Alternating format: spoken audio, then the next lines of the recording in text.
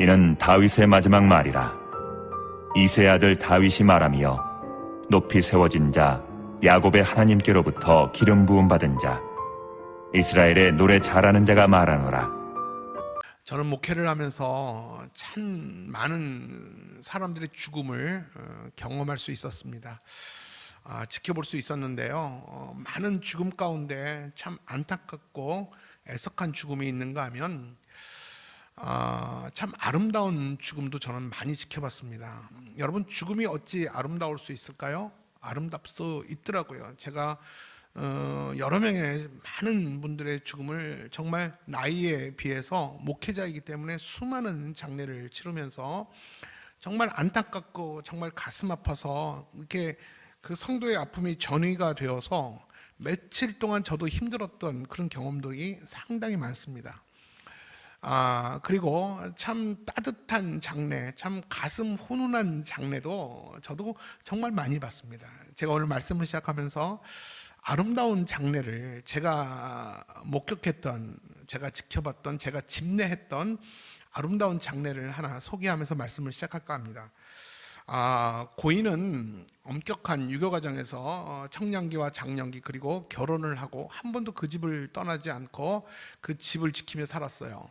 그분은 고등학교 교장 선생님으로 은퇴하시면서 종갓집 맏아들로 1년에 12번 이상의 제사를 모셨던 분입니다.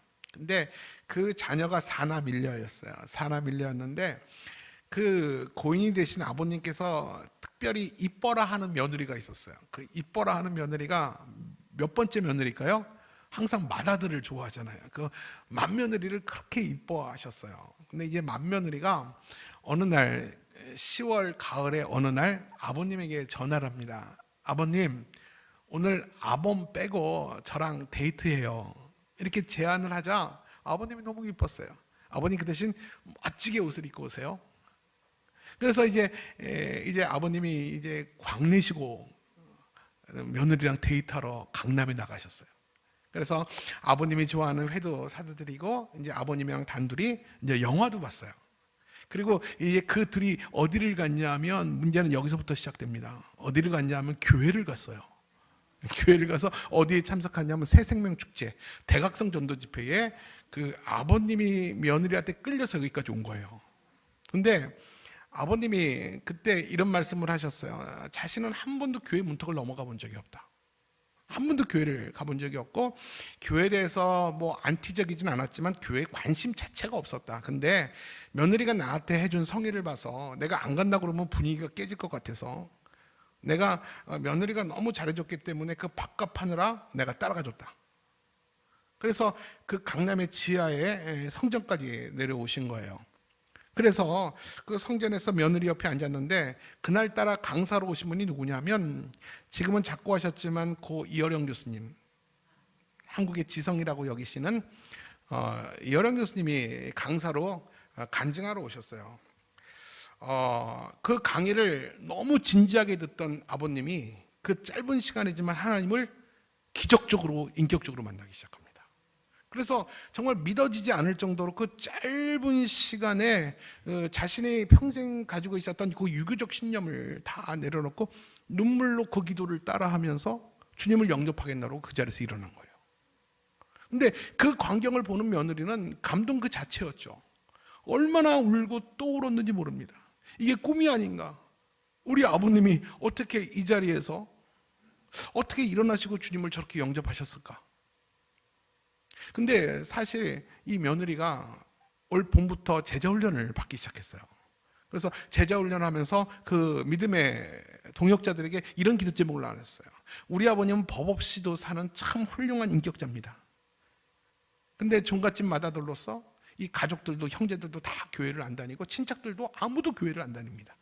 근데 이 아버님에게 복음이 들어가면 아마 고구마 줄기 캐내듯이 주렁주렁 가족들이 달려올 겁니다. 우리 아버님을 위해서 기도를 해주세요. 그 디데이가 대각성 전도 집회입니다. 우리 며느리가 치밀하게 이날을 준비한 거예요. 디데이로. 그리고 이 며느리 자체도 기도를 했으면서도 전혀 기대를 하지 않았어요. 이게 한 번에 아버님이 이렇게 돌아올 거라는 전혀 기대를 하지 않았는데 정말로 기대했던 것처럼 한 방에 기적적으로 아버님이 결신하겠다고 일어선 거예요. 그때부터 눈물이 그렇게 많아지셨어요, 아버지가. 그러면서 며느리를 따라 매주 교회를 다니면서 설교를 꼼꼼히 필기를 하기 시작하고, 그리고 또 수요일 날은 11시에 시니어 예배가 있었어요. 이 시니어 예배를 열심히 참석하시면서 결국 시니어 제자 훈련까지 받게 됩니다. 여러분, 기적 아닙니까? 여러분 아버님 아니라고 관심 없어 하지 마세요. 그러면서 그분이 제자 훈련을 받으면서 마음의 거룩한 부담 2가지를 각오를 합니다. 첫 번째는 뭐냐면 평생 모셔왔던 제사를 이제 안 하고 추모 예배를 드리기로 결정을 합니다. 가족들 다 모아놓고 정말 이제는 내가 제사 안 지내겠다, 제사를 가져가라, 이제는 추모 예배를 드리겠다 하니까 가족들이 난리가 났어요. 집안에 며느리가 잘못 들어와가지고 가정이 콩가루가 됐다는 둥, 그 며느리 당장 데리고 오라는 둥. 며느리가 집 나갔어요. 그날 어른들한테 혼날까 봐. 아버님이 피해 있어라, 내가 막을 테니.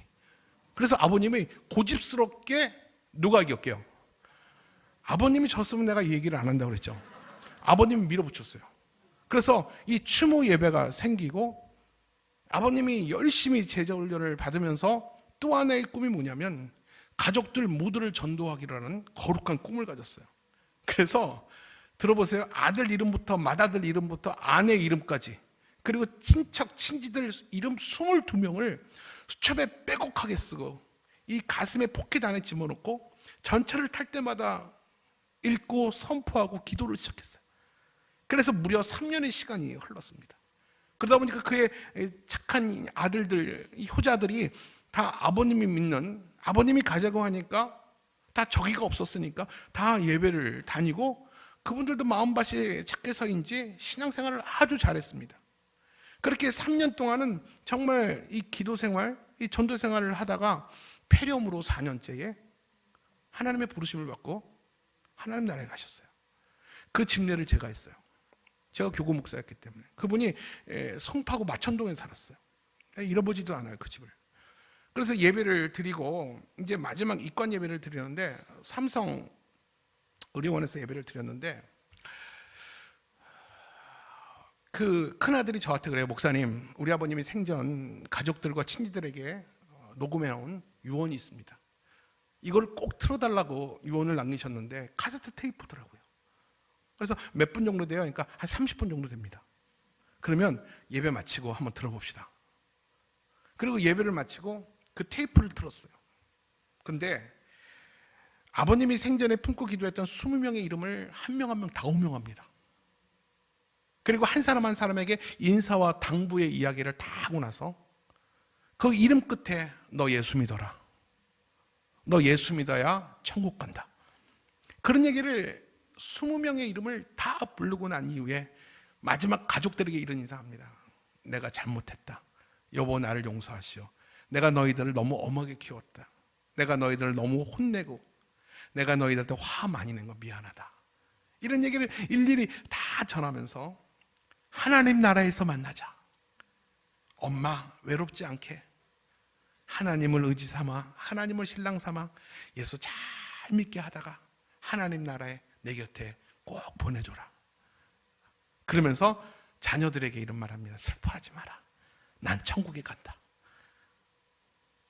그러면서 마지막, 제가 지금도 기억하는 게, 내가 한 가지 정말 가슴치며 후회하는 게 있다. 이렇게 좋은 예수를 내가 왜 지금 믿었는지 너무 후회가 된다. 너희들도 젊었을 때, 귀 들릴 때, 글이 눈에 보일 때 일찍 예수 믿어라.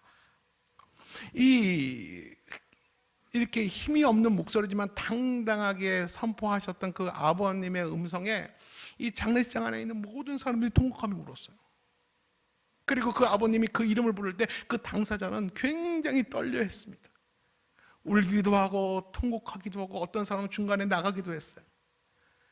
저는 그 장례식장이 정말 은혜로운 장례식장, 정말 아름다웠던 장례식장이라고 저는 기억을 합니다. 저는 그 광경을 보면서 한 사람의 생애도 정말 중요하지만 아름답게 생애를 마감하는 거, 이것이 훨씬 더 가치가 있고 훨씬 더 의미가 있다고 저는 생각을 했습니다. 여러분, 우리 주위에 평생의 삶을 살아도 아름답지 않고 죽음마저도 아름답지 않은, 정말 우리에게 부담을 주고 간 안타까운 죽음도 우리들이 얼마나 많은지 몰라요. 그래서 우리네 인생의 과제는 뭔지 아십니까? 세월이 갈수록 남은 세월들이, 남은 시간들이 더 아름다워질 수 있도록 우리가 소중하고 아름답게 가꾸는 이런 수고들이 우리에게 얼마나 소중하고 귀한 시간인지 저는 모르겠습니다. 여러분, 다윗은요, 평생을 하나님 앞에 살아왔어요. 평생을 하나님 앞에 살아오면서 자신의 마지막 때를 직감하고 나에게 있어서 그 하나님은 어떤 하나님이었는지에 대해서 마지막 말을 남기게 됩니다. 그 마지막 말을 남긴 것이 뭐냐면 사무엘하 21장이고요, 22장이고요, 23장이고요, 그리고 시편의 노래들입니다. 이런 많은 하나님을 향한 노래를 남겨놓음으로 나에게 있어서 하나님은 어떤 하나님이셨는지에 대해서 남기고 싶었던 거예요. 오늘 본문 이제 23편 23장 1절 말씀으로 오늘 한번 들어가 볼까요? 오늘 다윗은 1절에 이렇게 말을 합니다. 같이 읽어볼까요? 시작. 이는 다윗의 마지막 말이라. 이는 다윗의 마지막 말이다. 여러분, 마지막 말 유언이라고 생각하는데 유언이 아니에요. 다윗이 황혼기에 걸어왔던, 지나왔던 모든 삶을 돌아보면서 스스로 자신을 평가한 말입니다. 나는 하나님 앞에서 결국 어떤 인생이었다. 자신의 인생의 결론을 내린 말이 오늘 다윗이 남긴 마지막 말입니다. 여러분, 다윗이 누굽니까? 성경에 기록된 수많은 인물 중에서 가장 험악한 인생을 살아왔던 사람이 다윗이에요. 여러분, 다윗보다 더 험악한 인생을 산 사람이 있습니까?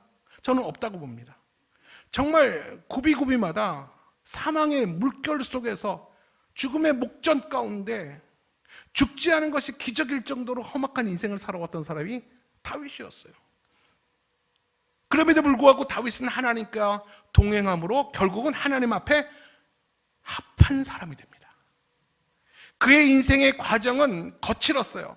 근데 그 인생의 결론은 하나님 앞에 신앙의 챔피언이 됐다는 거예요. 그런 그가 하나님과 동행하면서 평생을 살아오면서 남겼던 마지막 말 한마디가 있다면 이것이 얼마나 그 인생의 엑기스겠습니까? 그 인생에 실패했다면 그 말에 어떤 의미도 없어요. 어떤 교훈도 없을 거예요. 근데 그 인생은 하나님과 더불어 동행하며 승리하는 인생을 살았고 하나님 마음에 합한 자로서의 하나님 앞에 승리를 인정받은 자예요. 그런 그가 주님과 동행하면서 남긴 한마디의 말, 그 엑기스를 우리가 귀담아 들을 수 있다면 우리 또한 하나님 마음에 합한 아름다운 인생으로 빚어질 줄로 믿습니다. 이 다윗의 말이, 이 다윗의 마지막 말이, 저는 오늘 말씀 준비하면서 하나님, 이 다윗의 마지막 말이 우리 성도들의 마지막 말 되게 하여 주옵소서. 그런 간절한 마음을 가지고 오늘 말씀을 준비했습니다. 다윗은 1절에 자기 인생을 네 가지로 표현합니다. 네 가지로 표현하는데 한번 찾아보세요. 자, 1절 말씀 한번 읽을 텐데 네 가지가 뭔지 한번 찾아보세요. 시작. 이는 다윗의 마지막 말이라. 이새의 아들 다윗이 말하며 높이 세워진 자, 야곱의 하나님께로부터 기름 부음을 받은 자, 이스라엘의 노래 잘하는 자가 말하노라. 자, 이게 다윗의 마지막 말인데, 자, 본문 띄워주세요. 자신을 네 가지로 소개합니다. 그 첫 번째가 뭐예요? 이새의 아들, 나는 평범한 이새의 아들이다. 둘째가 뭐예요? 그런 나를 하나님이 높이 세워주셨다. 세 번째가 뭐예요? 나는 야곱의 하나님으로부터 기름 부음 받아서 왕이 됐다. 그리고 네 번째가 뭡니까? 나는 이스라엘에서 노래를 제일 잘하는 자가 되었다라는 얘기를 하게 되는 거예요. 이렇게 네 가지로 자신을 마지막 말이라고 소개한 것은 의미가 있죠. 자, 어떤 의미로 자신을 그렇게 표현했는지 우리 함께 말씀을 나누면서 짧게 공부해 보도록 하겠습니다. 첫째, 다윗은 자신을 이새의 아들이라고 표현을 합니다. 다윗이 이렇게 표현하면서 무엇을 드러내고 싶었던 건지 아십니까? 자신은 베들레헴의 농사꾼의 평범한 아들 중에 하나였다는 거예요. 자신의 출신 배경은 평범 그 이하였어요. 나는 전혀 특별한 사람이 아니었다는 거예요. 우리 아버지가 특별한 가문의 사람도 아니었다라는 거예요. 평범이야, 지극히 평범한 사람이 바로 나였다는 겁니다. 그런 나를 하나님이 찾아오셔서 이 땅에 왕으로 세우셨다는 거예요. 여러분, 다윗이 왕으로 기름 부음을 받았지만 바로 왕으로 올라갔습니까? 아니죠. 하나님은 앞으로 다윗을 왕으로 세우기 위해서, 그에게 그 왕으로서의 자격을 갖추기 위해서, 또 왕관의 무게를 감당하기 위해서 다윗은 하나님으로부터 혹독한 훈련을 받게 됩니다. 그리고 길고 긴 고난의 터널을 통해서 하나님만 의지하는 법을 다윗은 배우게 되죠. 그가 왕이 될 때까지 절대 쉽지 않았어요. 정말 사망의 음침한 골짜기를 그는 다녔어요. 그는 광야에서, 동굴에서, 죽음의 물결 속에서 파란만장한 거친 인생을 그는 살아내야 했습니다. 여러분, 그뿐입니까? 성경에 이 다윗뿐입니까? 모세도 이스라엘의 지도자가 되기 위해서 광야에서 거친 40년을 살아내야 했습니다. 여러분, 모세뿐입니까? 요셉도 마찬가지 아닙니까? 자신의 민족을 끌어내기 위해서, 그들을 축복하기 위해서 형들에게 버림받기도 하고 모함도 받으면서 옥에 갇히게 되죠. 그러면서 무수한 세월 속에서 그는 견고해지고 단단해지는 법을 하나님께로부터 배우게 됩니다. 다윗 또한 마찬가지예요. 그런 눈물의 시간, 고난 세월을 보내면서 그가 종일토록 불렀던 노래가 뭔지 아십니까? 슬플 때나 괴로울 때나 행복할 때나, 동굴에서나 광야에서나, 쫓길 때나 승리했을 때나 그가 불렀던 노래는 한결같이 한 가지였습니다. 그럼에도 불구하고 나의 힘이 되신 여호와여, 내가 주를 사랑하나이다. 나의 힘이 되신 여호와여, 내가 주를 사랑하나이다. 여러분, 다윗의 이 노래는 따뜻한 밝은 봄날의 노래가 아니었어요. 비오는 고난의 밤에 외롭게 혼자 감당해야 되며 울어야 될 신앙의 노래들이었어요. 거친 비바람을 맞으면서 두려움과 떨림 속에서도 하나님 의지하면서 불러야 될 노래가 나의 힘이 되신 여호와여, 내가 그럼에도 불구하고 내가 주님을 사랑합니다. 이 고백이었다라는 것입니다. 이처럼 자신을 이새의 아들이라고 말한 것은 인간의 평이한 삶 속에서 하나님은 하나님의 일을 시작하셨고 나는 그 손에 쓰임받아서 왕이 되었다라고 이 말을 다윗은 하고 싶었던 거예요. 둘째, 다윗은 자신을 뭐라고 말합니까? 자신을 높이 세워진 자다라고 말을 합니다. 다윗은요, 자신의 인생을 하나님의 경영 안에서 자신의 인생을 해석할 줄 알았어요. 나를 독립된 존재로 본 것이 아니라 하나님의 섭리 안에서 나를 봤어요. 하나님의 주권과 하나님의 시간표 안에 나를 바라볼 수 있는 그 해석하는 눈이 다윗에게 있었습니다. 자신은 이새의 아들, 평범한 사람이다. 특별하지 않은 사람이었다. 그래서 그런 내가 이 땅에서 왕이 된 것은 순전히 내 실력이 아니라 하나님의 실력이었다. 내가 이렇게 높아진 것은, 내가 이 땅에 왕이 된 것은 순전히 하나님이 나를 높여주셨다. 이것은 하나님을 높이는 자신의 고백이었어요. 여러분, 사람은요, 높은 자리에 올라가서 그 자리에서 내려오지 않고 쭉 잘 가면요, 여러분 혹시 그런 사람이 있습니까? 내 실력이 아닌 것 같은데 하나님이 나를 높여주셨어. 근데 떨어지지 않고 쭉 잘 나가. 아, 이게 원래 내 실력이었나 보다. 나만 몰랐지. 내가 굉장한 실력가였네. 내가 리더십이 탁월했네. 내 안에 이런 숨겨진 이런 탁월함이 내 안에 있었구나. 내가 이 자리를 유지할 수 있는 것은 내가 그만한 능력이 있기 때문이야 라고 여기면서 자신에게 집중하면서 사는 것, 자신에게 함몰되어서 살아가는 것, 여러분, 이것을 성경은 교만이라고 말합니다. 여러분, 제가 목회를 하면서 깨닫는 것은요, 인생사의 모든 그 핵심과 화두는요, 돈이더라고요. 정치도 결국은 돈이더라고요. 국내외적으로 전쟁하고 싸우는 이유도 결국 돈이더라고요. 장례식장에서 형제들끼리 싸우는 이유도, 주먹다짐하는 것도 결국은 돈 때문에 싸우더라고요. 공산주의는 그 돈이 아니라고요. 그들도 결국은 돈이더라고요. 인생사의 핵심과 그 코어는 돈이더라고요. 마찬가지로 하나님과 우리의 관계에는 코어는 뭘까요? 하나님과 우리 사이의 핵심은 뭔지 아세요? 하나님 앞에서 겸손한가 교만한가? 그거더라고요. 하나님 앞에 겸손함은 하나님이 우리를 제한 없이 성공하는 삶으로 살게 하여 주시고요. 내가 겸손했지만 내 인생에 함몰되어서 하나님을 잊는 순간에 하나님 나를 놓아버리더라고요. 이게 하나님과 우리 관계의 핵심입니다. 저는 그 관계를 너무나도 지금도 현실적으로 깨닫고 있어요. 하나님이 제일 싫어하는 것은 예배 안 나오는 게 아니에요. 헌금 안 하는 게 아니에요. 거짓말 치는 게 아니에요. 하나님이 제일 싫어하는 것은 교만이더라고요. 하나님을 인정하지 않고 스스로 나라고 말하는 교만. 하나님이 제일 싫어한다는 사실을 알았어요. 앤드류 머레이라는 사람이 겸손이라는 책을 썼어요. 그분 이렇게 말합니다. 겸손은 하나님의 경영 방식 안에서 자기를 해석할 수 있는 자기 고백이다.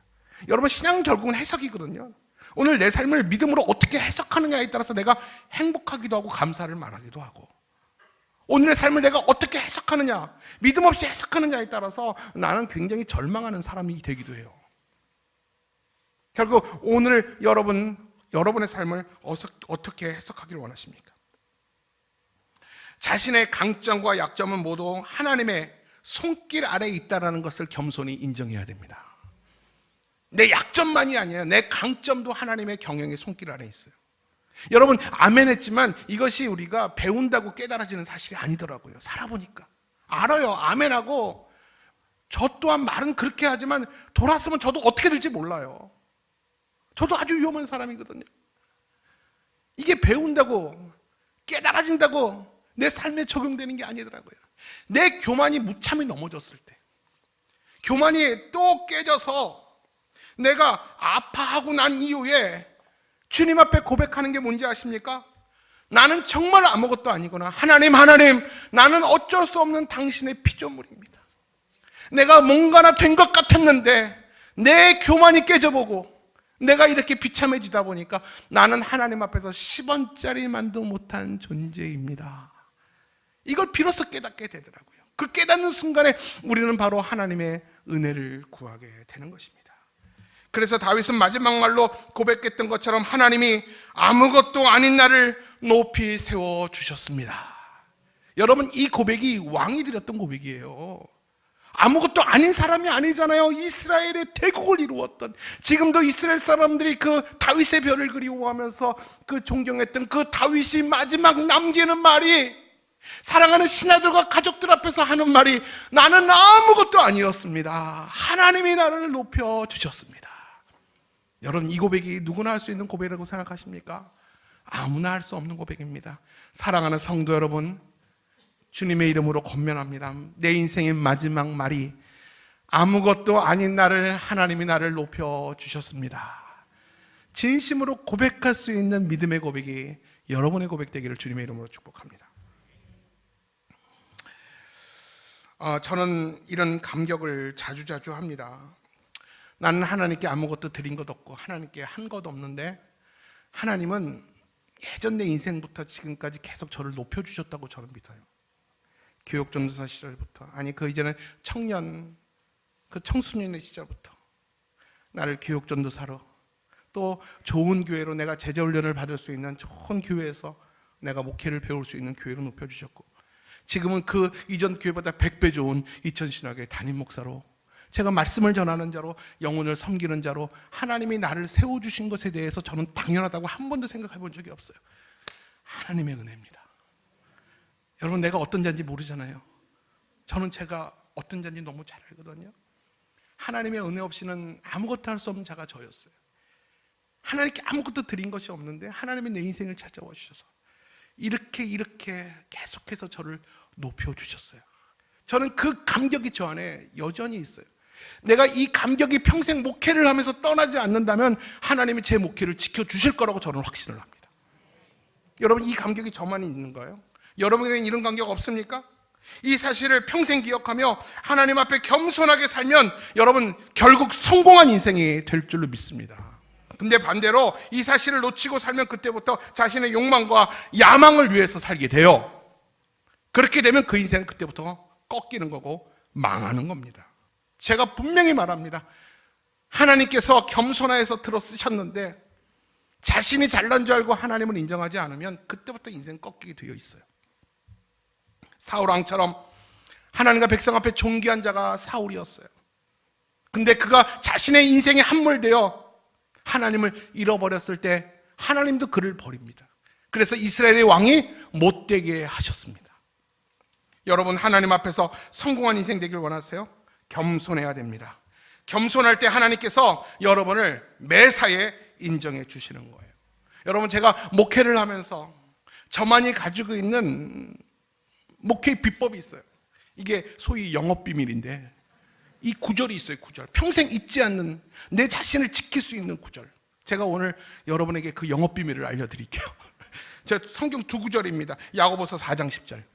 시작. 주 앞에서 낮추라. 그리하면 주께서 너희를 높이시리라. 아멘. 베드로전서 5장 6절. 시작.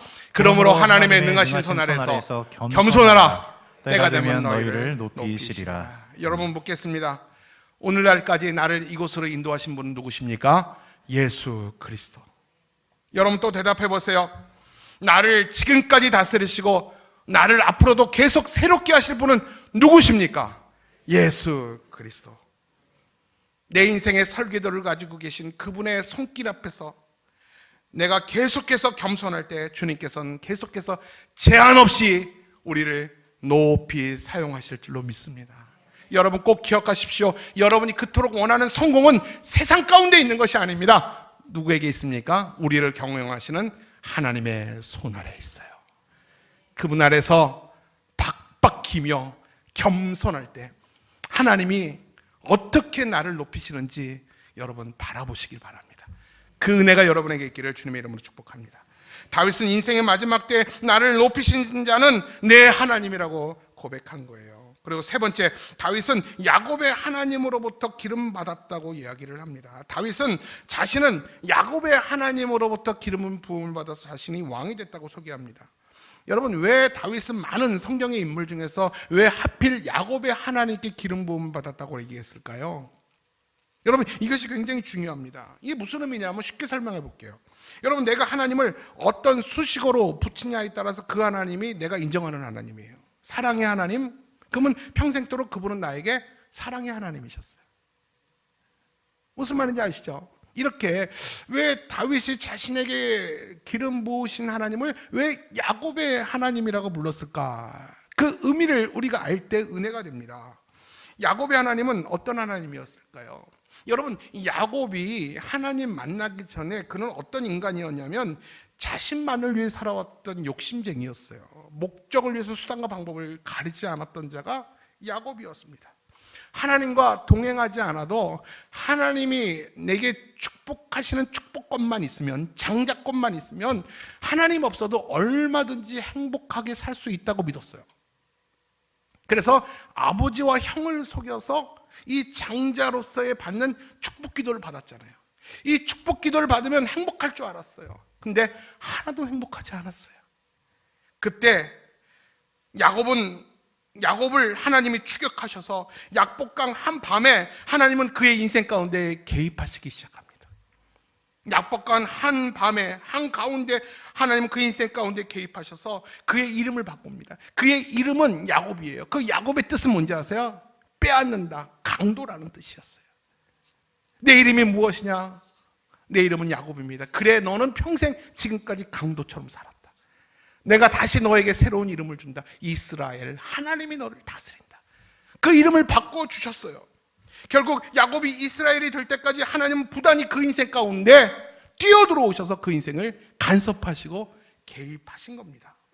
이 다윗은 이렇게 고백합니다. 나도 야곱처럼 하나님이 내 인생에 간섭하지 않았다면 나는 형편없는 존재였습니다. 나도 야곱같이 욕심만을 위해 살아왔던 인생이었습니다. 그러나 하나님이 내 인생에 야곱처럼 개입하셔서 내게 머리에 기름을 부으셨으니 내가 당신 앞에서 왕이 되었습니다.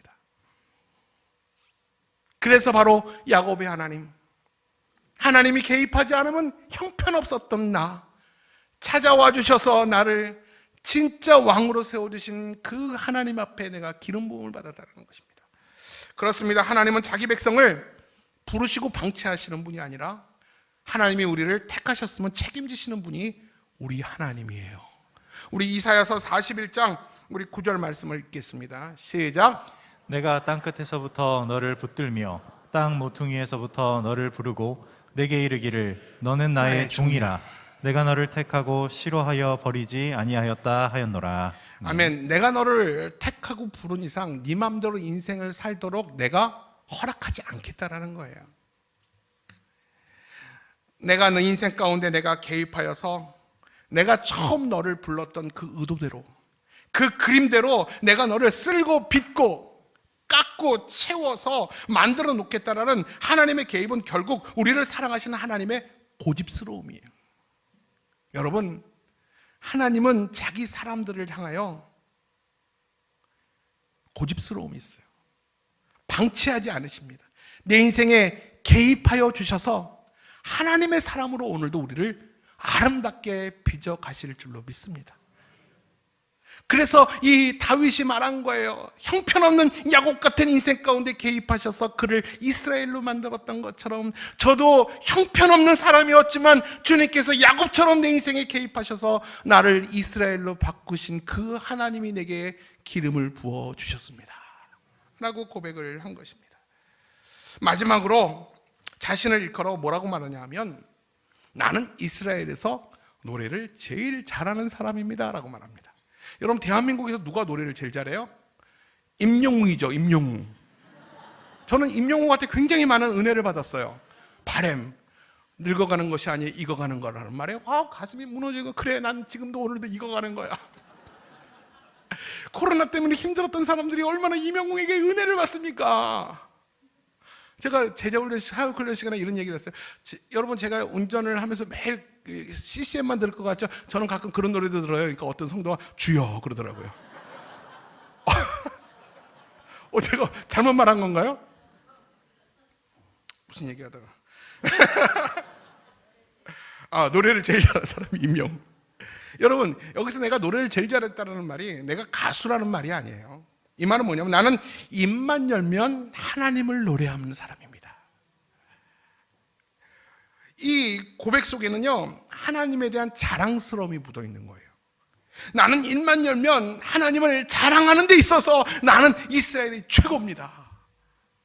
나는 입만 열면 하나님을 찬양하는 데 있어서 이천신화교회 가운데 내가 최고입니다. 이렇게 말하는 것과 똑같습니다. 그래서 다윗은 자신의 눈물, 고난, 넘어짐, 상처, 수치 전부를 하나님을 찬송하는 노래로 바꾸어서 노래를 부른 거예요. 그래서 행복할 때도 하나님께 노래했고 고난 속에서도 또 사망의 음침한 골짜기에서도 그는 하나님께 노래했습니다. 그래서 다윗은 인생의 말년의 마지막 말을 자신이 하나님 앞에서 누구인가를 소개할 때 나는 이스라엘에서 입만 열면 하나님을 제일 많이 노래하는 자였습니다. 이렇게 자신을 소개한 것입니다. 자, 다윗은 자신의 인생을 돌아보면서 자신의 인생을 이 네 가지로 정의를 합니다. 우리 다시 한번 우리 1절 한번 읽고 정리해 보겠습니다. 다시 한번 1절 시작. 이는 다윗의 마지막 말이라. 이새의 아들 다윗이 말하며 높이 세워진 자 야곱의 하나님께로부터 기름 부음을 받은 자 이스라엘의 노래 잘하는 자가 말하노라. 제가 쉽게 설명해 드릴게요. 나는 극히 평범한 농사꾼의 아들로 태어났습니다. 그런 나를 하나님은 높여주셨습니다. 질그릇 같은 야곱의 인생 가운데 찾아오셔서 그 인생을 바꿔주신 것처럼 질그릇 같은 내 인생에 주님이 개입하여 주셔서 나를 이스라엘의 왕으로 기름 부어 주셨습니다. 그런 하나님을, 그 하나님의 은혜를 나는 잊지 못해서 그 하나님을 자랑하는 데 있어서 내가 이스라엘의 1등이 되었습니다. 이것이 오늘 간단하고 분명한 선명한 다윗의 마지막 말입니다.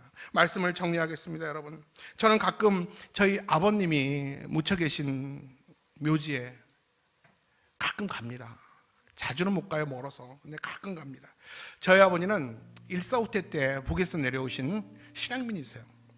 그래서 굉장히 북녘 땅을 그리워하십니다. 저희 아버지 25 내려오셨는데 너무 북녘 땅을 그리워하셔서 우리 어머님이랑 우리 형제들이 가끔 놀려요.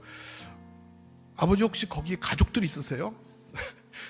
우리 모르는 형님들이 거기 있으세요? 우리가 모르는 큰어머니가 거기 계세요? 임마 아니야. 근데 너무너무 그 북녘 땅을 그리워하시고 추석 때가 되고 이렇게 구정 때가 되면 너무너무 견디지 못할 정도로 외로워하세요. 그래서 통일전망대에 가면 여러분 500원 넣고 만원경 보는 거 있죠. 우리 아버님은 그 사람들이 기다리든 안 기다리든 그걸 계속 쳐다봐요. 돈 넣으라오, 돈 넣으라오. 그 30초 끝나면 없어지잖아요. 돈 또 넣으라오. 돈 넣으면 계속 보시면서 눈물을 흘리세요. 그리고 집에 돌아올 때 되면 말씀이 없으셨어요. 결국 아버님의 유언을 따라 장지는 파주 통일전망대 부근에 있는 동화 경모공원이라는 다 신앙민들이 묻혀 있는 것이에요. 그렇다고 북한이 보이지 않아요. 좀 높은 지대지만 그 북한 땅이 언뜻 보일 수 있는 곳에 묻히셨어요. 저는 이렇게 아버님한테 가면 그 묘비를 이렇게 쓰다듬어요. 근데 그 기분에 그 아버님 머리 쓰다듬는 것 같아서, 우리 아버님이 머리가 없었거든요. 근데 묘비를 쓰다듬는 게 꼭 아버님 머리 쓰다듬는 것 같아서. 근데 우리 아버님 묘비에 제 이름과 제 아내 이름과 우리 아들 이름 다 있지만 나의 힘이 되신 여호와여 내가 주를 사랑하나이다. 목사 홍진표 이렇게 기록되어 있어요. 저는 아버지의 죽음 앞에서 하나님, 우리 아버님이 유언처럼 남기셨던 나의 힘이 되신 여호와여 내가 주를 사랑하나이다. 하나님 앞에 성실하고 사람 앞에 진실하자. 이 고백을 오늘도 가슴에 묻고 목회합니다. 계속 기도해 주세요, 아버지. 하나님 나라에서 다시 봬요. 그리고 난 오래 있지 않아요. 바로 떠납니다. 그리고 오면서 다른 고인들의 묘비를 유심히 보는 습관이 있어요. 근데 여러분, 내가 아주 재밌는 얘기를 해드릴게요. 뭐 재밌는 얘기를 해야 될 분위기인지는 모르겠지만 이런 묘비가 있어요. 한번 들어보세요. 재력을 많이 쌓아 자녀들을 유익하게 하다. 재력을 많이 쌓아 자녀들을 유익하게 하다. 그 2편이 궁금했어요. 그래서 자녀들이 유익해서 계속 유익했는지 아니면 소송이 일어나고 싸움이 일어났는지 모르겠어요. 근데 저는 그거를 딱 보면서 부자 아버지를 향한 자녀들의 기념비구나. 그 묘비를 보면서 아버지가 평생 어떻게 살았는지를 알 수 있겠더라고요. 평생 돈만을 위해 살다가 돈을 쫓다가 결국 한 푼도 못 가져가고 자녀들에게 원하든 원치 않든 다 물려줘서 결국 자녀들 편에서 볼 때 유익하다고 말하겠죠. 그게 진짜 유익인지, 돈만을 위해서 돈 하면서 살아왔던 아버님만 자녀들이 기억하며 살지 않았을까요? 저는 지금도 이런 생각 자주 합니다. 저는 나중에 묘비에 뭐라고 쓸까? 묘비에 쓰여진 말은 어쩌면 한 사람에 대한 인생의 평가일 수 있기 때문에 중요해요. 하나님 앞에 적어도 우리 아버님은 어떤 인생을 살았는지에 대해서 미루어 짐작할 수 있는 말이 신앙의 고백이자 유산이 이 묘비의 말 아닙니까?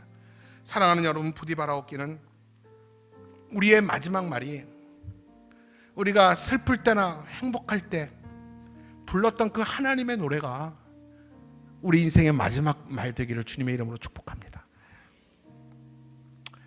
묘비에 남겨진 마지막 말, 자녀들에게 맡기지 마시고요, 여러분 자녀들에게 유언으로 남기세요.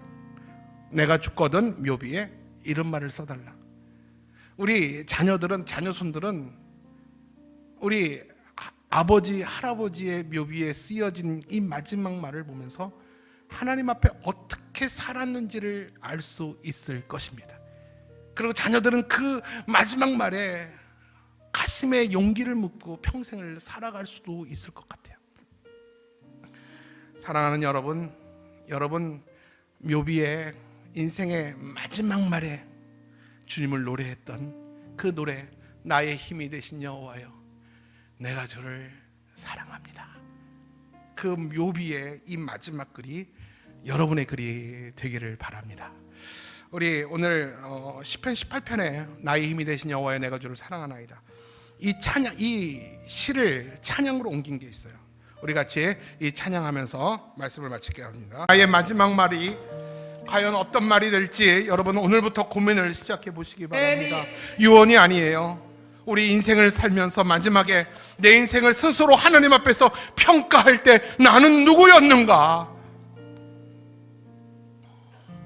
그렇게 마지막 말을 남겨놓는다면 우리 자녀들은 그 마지막 말에 힘을 얻고 용기를 가지고 남은 여생을 살아가게 될 것입니다. 나의 힘이 되신 여호와여, 내가 주를 사랑하나이다. 이 고백이 저와 여러분의 평생의 노래요 마지막 고백이 되기를 주님의 이름으로 축원합니다. 지금은 우리 주 예수 그리스도의 은혜와 하나님의 만극하신 사랑과 성령의 위로 역사 교통 축복하심이 오직 여호와 하나님만이 나의 힘이요 능력이요 산성이요 요새 되심을 고백하며 아무것도 아닌 나를 하나님이 높이셨습니다. 그 하나님 앞에서 남은 여생 평생 나를 낮추며 그분의 경영 안에서 살아가기를 소원하는 사랑하는 모든 성도들 머리 위에 지금부터 영원토록 함께 계시기를 간절히 축원하옵나이다. 아멘.